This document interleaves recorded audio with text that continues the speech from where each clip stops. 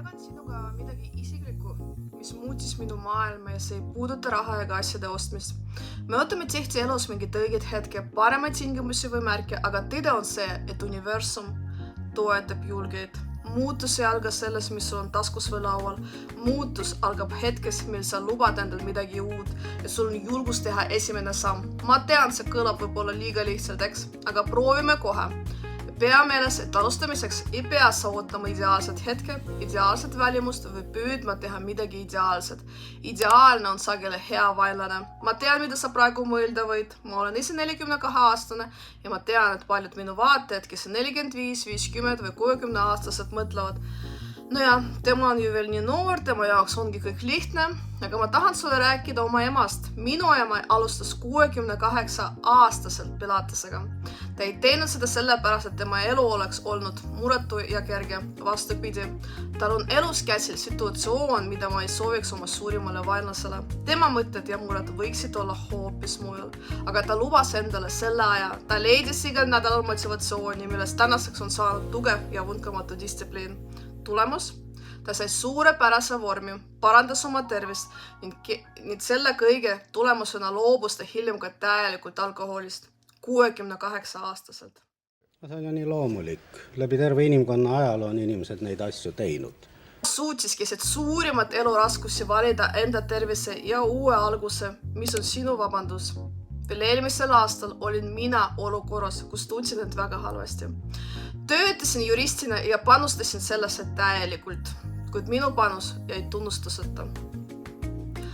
Ma olin seda unistust. Ostes paari saapaid, saad 3. tasuta. Mul oli seda unistus hakata YouTuberiks. Luua laste muinasjuttu ja meditatsiooni lükanud edasi juba 3 aastas. Ikka mõtlesin, et pole õige aeg, kuid juulis aastas 2025 andsin ma endale loa. Ma alustan. Mul ei olnud uut tehnikat, mul oli vana aeglane arvuti, mis oli peaaegu 10 aastat vana, aga ma ei jäänud ootama. Ma lubasin endale selle sammu ja tegin kanalite jaoks. Ja vaata, mis juhtub, kui sul on julgus alustada selles punktis, kus sa parajasti oled. Alles 6 aega hiljem augustis tulid võimalused. Ja ma sain uue arvuti, mis aitas mul sisu kiiremini elu tuua. Universum ei andnud mulle vahendit ette, ta vastas minu eelnevate julgusele ja teole. Kirjuta kommentaaridesse, mida sina teeksid esimesena, kui annaksid endale loa alustada. Kui ma lõpuks sellest mind kurnatud töökohast lahkusin, oli hirm suur. Mu siiamaani suurim saavutus elus on, et ma õppisin olla aus endaga ja maailmaga. Ma arvan, et kõigi jõulisem seerum tänapäeval, mis tervendab inimkonda, on ausus. Ma olen lubanud endale vabadust ja täpselt siis tuli universum minu ette ühe YouTube'i video, kus õppejõud ütles, kui te kuulate ennast, siis universum teid alati abistab ja seal samas kommentaarides kirjutas üks naine, kuidas temagi kartis töölt ära tulla, kuid universum kandis teda ikkagi. See oli kinnitus. Sa kuulad oma südant ja sul on julgust astuda, ehitakse tee su jalge alla. Ma avastasin enda loovuse uuesti 41-aastaselt. Ma lubasin endale luua lugusid oma mopsid sõilest ja varastes ning ma lubasin endale küsida oma meditatsioonide ees väärilist tasu, sest ma väärtustan oma energiat. Ka minul pole kerge ja ma tean vabaduse hinda. See pole mingi romantiline jutt. See on puhas ja kohati valus otsustavus. See oli minu hea elu.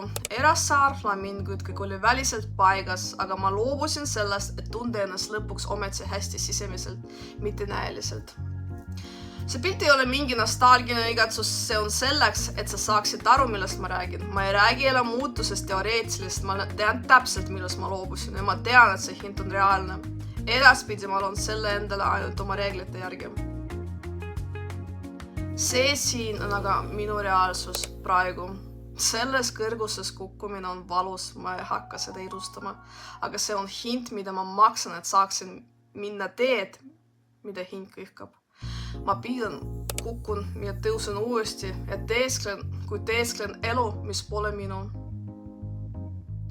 Teie küsite, kas saatus toetab julgeid. Kui mina olen rahaliselt nullis, mina ütlen, saatus toetab julgeid sellega, et ta annab neile vabaduse, mille pole hinda. Ma pole rahaliselt veel kohal, kauem püüdsin mahtuda raamidesse, mis on minu jaoks kitsad, aga ma olen lõpuks vaba ja vabadus on ainus kapital, mille peal saab ehitada tõelist rikkust. Ja kui teil on küsimusi või tahate minuga jagada oma lugu, kirjutage kommentaaridesse. Loen kõik läbi. Selleks, et su elu muutuks, ei pea sa midagi ostma, sa pead lubama endal alustada, lubama endal lahkuda sealt, kus on halb ja astuma esimese sammu, kas või värisevate jalgadega, olgu sa 40, 50 või 68 aastane. Universum ootab su julgust, mitte su valmisolekut. Selle video kirjelduses leiad sa meditatsiooni, mis on loodud spetsiaalselt selleks, et toetada sinu sisemist julgust ja aidata sul alustada see esimene samm. Ja kui tunned, et vaja täiesti isikliku sinu loole kohandatud meditatsiooni, on seal ka minu email. Hakka astuma ja sa näed, kuidas maailm su ümber muutub. Kohtumiseni uutes videotes. Telli kanal ja kohtume juba seal.